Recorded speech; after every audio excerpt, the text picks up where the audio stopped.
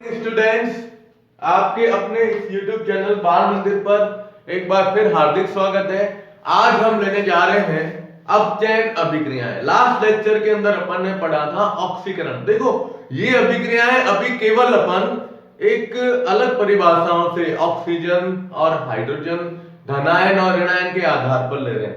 आज अपन अभिक्रियाएं अपचयन जो ले रहे हैं वो भी यही होगा जैसे हमने ऑक्सीकरण के अंदर बताया था, ऑक्सीजन का जुड़ना, हाइड्रोजन का हटना। तो यहां इन क्रियाओं में उल्टा हो जाएगा कि ऑक्सीजन का हटना और हाइड्रोजन का जुड़ना। ठीक है, चलिए शुरुआत करते हैं अपन। सबसे पहले जैसे फर्स्ट नंबर इसका आता है वो ये है कि ऑक्सीजन का हटना, ऑक्सीजन का हटना अपचयन कहलाता है। क्या कहलाता है? अपचयन कहलाता है। ठीक है, अब आपको रिएक्शन दे देंगे कोई और कहेंगे कि भाई आप इसमें ऑक्सीकरण या अपचयन की क्रियाएं समझाओ। तो आपको सभी क्रिया को देखना है, इसमें किसका ऑक्सीकरण हो रहा है और किसका अपचयन हो रहा है। ठीक है, चलिए पहली रिएक्शन है जैसे दी गई है कि CuO plus H2O, H2 CuO copper oxide की क्रिया जब हम हाइड्रोजन से करवाते हैं तो इसमें क्या होगा, कॉपर जो है वो हट जाएगा और H2O प्राप्त होगा। यानी जब हम इस चीज की रिएक्शन करवाते हैं तो इसमें बनता है Cu प्लस H2O। अब देखो ऊपर क्या लिखा हुआ है, ऑक्सीजन का हटना। यहां पर CuO था, ये CuO किस में परिवर्तित हुआ, Cu के अंदर, यानी इसमें से ऑक्सीजन बाहर निकली है तो ऑक्सीजन का हटना ही क्या कहलाता है, अपचयन कहलाता है। ठीक है, तो ये आ जाएगा अपचयन। ये पहला इसका एग्जाम्पल हो गया। ठीक है, अब दूसरा एग्जाम्पल है वो है मैग्नीशियम ऑक्साइड जो होती है, मैग्नीशियम ऑक्साइड। उस मैग्नीशियम ऑक्साइड को जब अपन गर्म करते हैं तो क्या प्राप्त होगा, देखिए सेकंड एग्जांपल। सेकंड एग्जांपल में लेते हैं MgO, मैग्नीशियम ऑक्साइड। ठीक है, अब मैग्नीशियम ऑक्साइड की जब बात की जाती है तो मैग्नीशियम ऑक्साइड परिवर्तित होता है मैग्नीशियम प्लस O2 में। पहले आप समीकरण को संतुलित करो। देखो मैग्नीशियम एक है, इधर भी एक है, यहां एक ऑक्सीजन है लेकिन इधर कितने, दो ऑक्सीजन है, यानी हम इसके आगे क्या लिख देंगे, दो। इस ऑक्सीजन को संतुलित किया तो इधर मैग्नीशियम 2 आ रहे हैं तो आप इधर भी कितने बता दो, 2।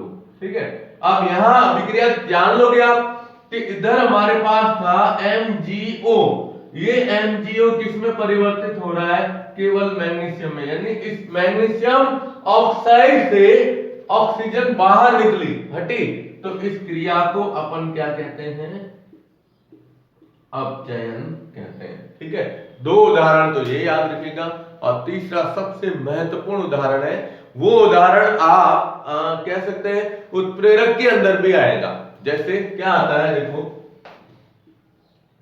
KClO3, इसको जब हम गर्म करते हैं, ठीक है, तो ये परिवर्तित होता है KCl प्लस O2 में। इसमें KCl प्लस O2 में पोटेशियम क्लोरेट, इसको बोलते हैं अपन पोटेशियम क्लोरेट।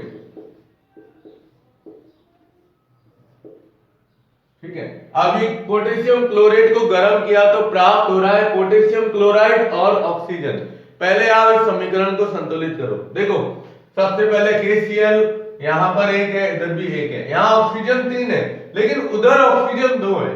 तो आप ऑक्सीजन की संख्या बराबर करने के लिए दोनों तरफ ऐसी संख्याओं का गुणा करो कि मान बराबर आ जाए। ठीक है, जैसे यहां 3 है तो अगर मैं इसके आगे 2 से गुणा करता हूं यानी क्या बदल जाएगा, 2KClO3, तो ऑक्सीजन कितने हो गए, 6 हो गए। अब यहां ऑक्सीजन 6 हो रहे हैं लेकिन उधर 2 हो रहे हैं, तो हम ऐसी संख्या से गुणा करेंगे जिससे उसकी संख्या भी क्या आ जाए, 6 आ जाए। तो यहां हम इसके आगे क्या लिख देते हैं 3, क्या लिख देंगे 3। अब देखो इधर 6 इधर 6 हो गए, लेकिन यहाँ KCl 2 हो गए, तो इसके आगे भी क्या लिख देंगे 2।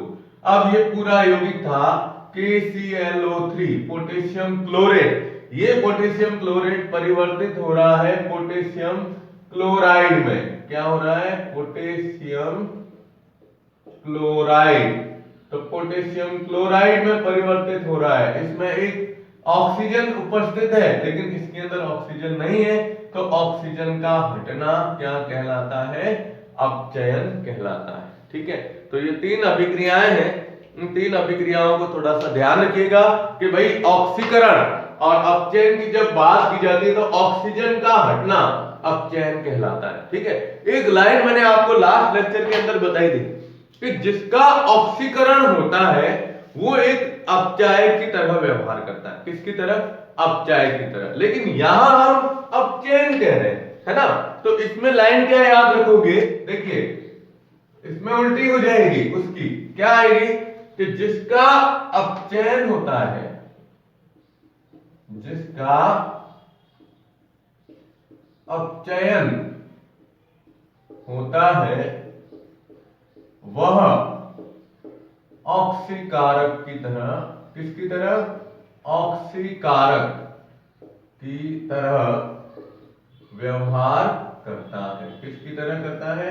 ऑक्सीकारक की तरह व्यवहार करता है। देखो क्या अच्छी लाइन दी है। पहले हमने बताई थी कि जिसका ऑक्सीकरण होगा, यानी ऑक्सीकरण अभिक्रियाओं में ऑक्सीकरण जिसका हो रहा है वो अपचायक की तरह व्यवहार करेगा, और अपचयन अभिक्रियाओं में जिसका अपचयन होता है वह किसकी तरह व्यवहार करेगा? ऑक्सीकारक की तरह व्यवहार करता है। तो ये पहला लाइन अपनी इसकी परिभाषा है कि ऑक्सीजन का हटना अपचयन कहलाता है। अब उस अपचयन के अंदर ये एक उदाहरण इसका बता दो, एक मैग्नीशियम का बता दो और एक पोटेशियम क्लोरेट का बता दो। ये एग्जांपल सबसे ज्यादा महत्वपूर्ण है। ठीक है, चलिए आप इसका स्क्रीनशॉट ले लो। ओके, अब इसकी दूसरा पॉइंट आता है, जैसे इसमें बताया ऑक्सीजन का हटना, तो हाइड्रोजन का क्या हो जाएगा? जुड़ना। हाइड्रोजन का जुड़ना। देखिए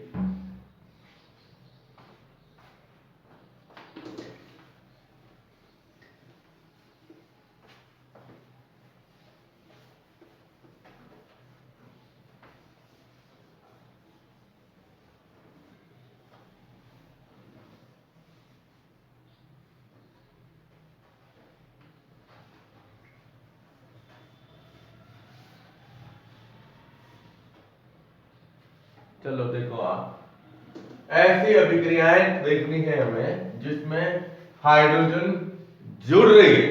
क्या हो रही है? हाइड्रोजन जुड़ रही है। तो सेकंड पॉइंट आता है हाइड्रोजन का जुड़ना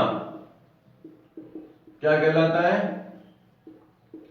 अपचयन कहलाता है। अगर आप 11th में साइंस लेते हो तो साइंस के अंदर जो अपने केमिस्ट्री में काफी ऐसी अभिक्रियाएं आएगी जिसमें अपचयन नाम आएगा। ऑक्सीकरण तो होता है लेकिन अपचयन की रिएक्शन बहुत ज्यादा आती है, तो उसमें ये बार बार यही चीज कही जाती है कि अपचयन मतलब हाइड्रोजन को जोड़ो। ठीक है, तो इसकी सबसे पहली अभिक्रिया हम लेते हैं, जैसे देखो आप first example H2 plus Cl2, ये बनता है HCl।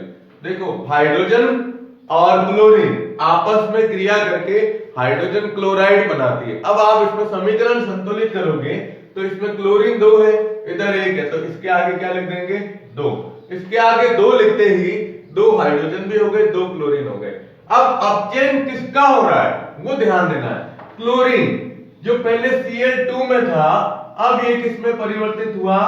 HCl के अंदर परिवर्तित हुआ। तो इसका क्या हुआ? इसमें अपचयन हुआ है कि क्लोरीन के साथ में हाइड्रोजन जुड़ी है, हाइड्रोजन के साथ में ये नहीं जुड़ी है। क्योंकि अगर आप हाइड्रोजन के साथ क्लोरीन बताओगे तो क्या बता देंगे? ऑक्सीकरण, ऋण विद्युतीय तत्व का जुड़ना ऑक्सीकरण कहलाता है।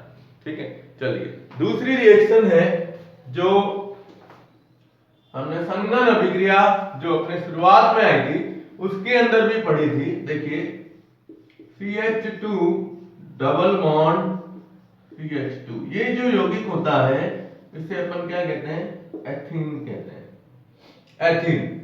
अब यहां इसकी क्रिया हाइड्रोजन से कराई जाती है और इसमें उत्प्रेरक कौन सा लिया जाता है, निकल उत्प्रेरक की उपस्थिति में। आपको क्या करना है, यहां पर हाइड्रोजन जोड़नी है, ठीक है। हाइड्रोजन जोड़ने के लिए देखो कार्बन जो होता है ना, कार्बन के अंदर 4 बंध पाए जाते हैं, ये चतुष्बंध वाला होता है, चतुस्संयोजी कहलाता है। अब इस कार्बन को देखो आप, इसमें दो तो हाइड्रोजन जुड़े हुए हैं, एक दो डबल बॉन्ड है जो इन दोनों के बीच में है, यहां 2 हाइड्रोजन इससे भी जुड़ गए। अब आपको क्या करना है, बीच में से एक बंध हटाना है। जब आप यहां से एक बंध हटाओगे तो इसमें क्या हो जाएगा, 2 हाइड्रोजन और एक बंध, एक संयोजकता इसकी कम हो जाएगी, तो एक इसकी भी हो रही है और इसकी भी होगी। तब इन दोनों की संयोजकताओं को पूरा करने के लिए यहां जो 2 H है, H2 है, उसमें से एक H इधर जुड़ता है, एक H इधर जुड़ता है। इसको और भी सरल तरीके से बताना चाहो तो यूं बता सकते हो, ये H2, एक H इधर जोड़ो, एक H इधर जोड़ो, ये डबल बॉन्ड था ना, बंध को तोड़ के और एक बंध मतलब H इधर आएगा, एक H इधर आएगा, तो ये बन जाएगा CH3 और CH3। ये इसको क्या बोलते हैं अपन, एथेन बोलते हैं। क्या बोलेंगे, एथेन। तो ये एथीन से क्या प्राप्त हुआ, एथेन। तो एथीन से एथेन बनना मतलब कौन सी क्रिया कहलाती है, अपचयन क्रिया कहलाती है। इस रिएक्शन को अगर सरल तरीके से देखना चाहते हो तो देखो यूं बताते हैं इसमें कि ये C, एक H, ये CH2, अब यहां दूसरा कार्बन HH। अब देखो कार्बन का अभी मैंने बताया कि इसमें 4 संयोजकताएं होती है। यहां अगर अपन देखते हैं तो 1 2 और इधर भी 2 है, और इन दोनों के बीच में क्या है, एक बंध और बना हुआ है, ये 2 बंध का हो गया, ये एथीन है। अब आप इसमें जब H2 जोड़ोगे, H और H, तो हम क्या कर रहे हैं, ये निकल उत्प्रेरक की उपस्थिति में हमें 2 H है, तो एक H जोड़ना है इस कार्बन से, एक H जोड़ना है इस कार्बन से, ठीक है। अब एक H को इधर लाना है, एक H को इधर लाना है, लेकिन दोनों कार्बन की संयोजकताएं बराबर है। तब हम क्या करेंगे, इस बंध को तोड़ देंगे, हटाएंगे।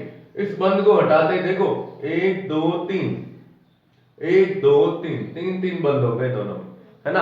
अब 3 बंद हुए तो एक H इधर जाएगा, एक H इधर जाएगा, तब हम इसको यूं लिखते हैं HCH H, ये CH H और H। अब देखो इस कार्बन से 4 बंद है, इस कार्बन से भी 4 बंद है, तो ये वास्तव में ये वाली जो रिएक्शन है, ये रिएक्शन इस प्रकार से भी प्रदर्शित की जा सकती है कि ये एथीन था और ये किसमें बदल गया, एथेन में परिवर्तित हो जाता है, ठीक है। तो ये क्रियाएं कहलाती हैं कौन सी, अपचयन, हाइड्रोजन का जुड़ना। चलिए स्क्रीनशॉट लो, ओके। अब इसका तीसरा पॉइंट आता है, जैसे उसमें हमने 2 पॉइंट एक्स्ट्रा में लिए थे, उसमें बताया था धन विद्युतीय तत्व का हटना और ऋण विद्युतीय तत्व का जुड़ना। यहां हम लेंगे धन विद्युतीय तत्व का जुड़ना और ऋण विद्युतीय तत्व का हटना। चलिए देखिए,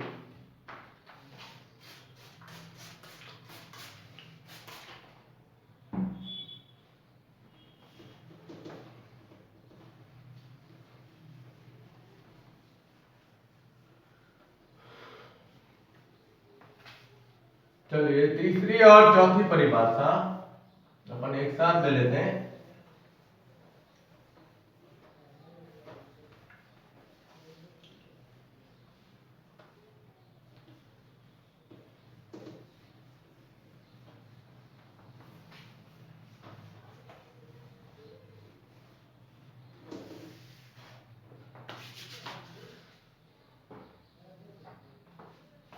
तीसरा है धन विद्युतीय तत्व का जुड़ना, या हम कह सकते हैं धनायन का जुड़ना, जिसकी संयोजकता क्या हो, प्लस में हो। और चौथी आती है ऋण विद्युतीय तत्व का हटना या ऋणायन का हटना। ठीक है, ये दो एक साथ अपन लेते हैं।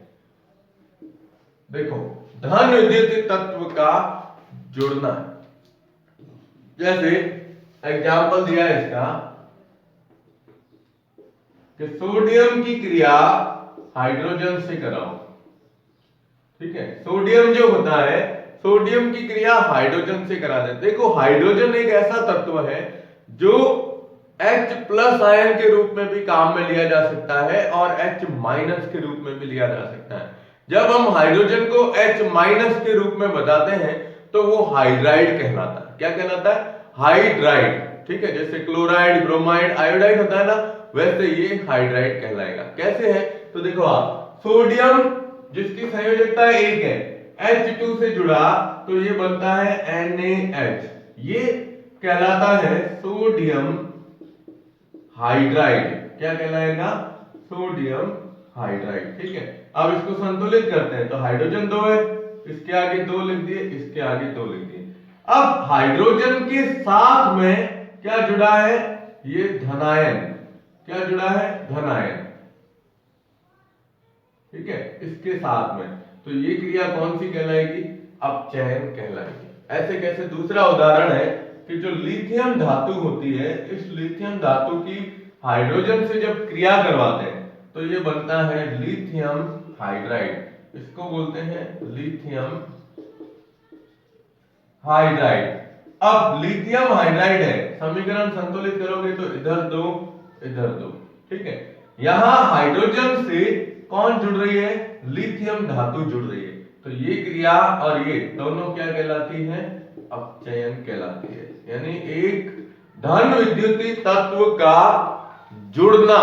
धन विद्युतीय तत्व मतलब कौन हुआ? ये आयन, लिथियम और सोडियम, ये धनायन है, ये हाइड्रोजन से जुड़ रहे हैं, इसलिए ये क्या कहलाता है? अपचयन कहलाता है। और दूसरी तरफ दिया है ऋण विद्युतीय तत्व का हटना। ये सबसे महत्वपूर्ण है। इसमें हमने जैसे विस्थापन अभिक्रियाएं वगैरह पढ़ी थी, तो विस्थापन अभिक्रिया में पढ़ा था कि जो कॉपर सल्फेट के विलयन में जब हम आयरन डालते हैं, देखो इसको मैं बताता हूं एग्जांपल, कि जैसे कॉपर सल्फेट के अंदर आयरन डाला तो क्या हो जाएगा? सल्फेट इसके साथ जुड़ जाएगा, यानी इसमें बनता है FeSO4 प्लस कॉपर क्या हो जाएगी? अलग हो जाती है। अब कॉपर सल्फेट में से सल्फेट आयन किसके साथ जुड़ा है? आयरन के साथ में जुड़ा है। किसके साथ? आयरन के साथ। तो ये सल्फेट आयन क्या है? ऋणायन है। तो ये क्रिया क्या कहलाती है? अपचयन कहलाती है। क्या कहलाती है? अपचयन। कि सल्फेट, कॉपर सल्फेट था, कॉपर सल्फेट से हमने देखा कि FeSO4 बन रहा है, फेरस सल्फेट बन रहा है। तो यहां हम देख रहे हैं कि कॉपर सल्फेट था, देखो ये यहां बता दो आप, ये कॉपर सल्फेट किसमें परिवर्तित हुआ? कॉपर में परिवर्तित हुआ। तो यहां SO4 इसमें से हट गया है, तो हटने का मतलब क्या कहलाता है? अपचयन कहलाता है। ठीक है, और दूसरी क्रिया है जैसे HCl, क्या कहते हैं? HCl की क्रिया। तो HCl लेते हैं, HCl होता है हाइड्रोजन क्लोराइड। अब इसको तोड़ोगे तो क्या बनता है? H2 प्लस Cl2, यानी समीकरण संतुलित करेंगे तो 2HCl हाइड्रोजन क्लोराइड था, इस हाइड्रोजन क्लोराइड से क्लोरीन हटी है, ये HCl में से क्या हटी है? क्लोरीन हटी है। तो ये क्रिया भी क्या कहलाती है? अपचयन कहलाती है। तो ये 4 परिभाषाएं हैं अपचयन क्रियाओं की, कि जब एक ऑक्सीजन हटता है तो अपचयन, हाइड्रोजन जुड़ती है तो अपचयन, धन विद्युतीय तत्व का जुड़ना अपचयन, और ऋण विद्युतीय तत्व का हटना भी क्या कहलाता है? अपचयन। ये बिल्कुल ऑक्सीकरण के क्या होती है? उल्टी होती है। ठीक है, अब नेक्स्ट वीडियो आप जरूर देखिएगा, बहुत इंपॉर्टेंट है, जिसमें हम ऑक्सीकरण की अभिक्रियाएं लेंगे। पहले ऑक्सीकरण की अभिक्रियाएं इलेक्ट्रॉन के आधार पर, इलेक्ट्रॉन ग्रहण करता है या इलेक्ट्रॉन त्यागता है, उसके आधार पर हम पढ़ेंगे ऑक्सीकरण अपचयन अभिक्रियाएं। ठीक है, तो बाल मंदिर बाड़मेर के इस यूट्यूब चैनल को ज्यादा से ज्यादा सब्सक्राइब कीजिएगा, वीडियो को देखते रहिए, कंटिन्यू काम करते रहिएगा कॉपी के अंदर। ठीक है, इसका स्क्रीनशॉट ले लीजिएगा। धन्यवाद।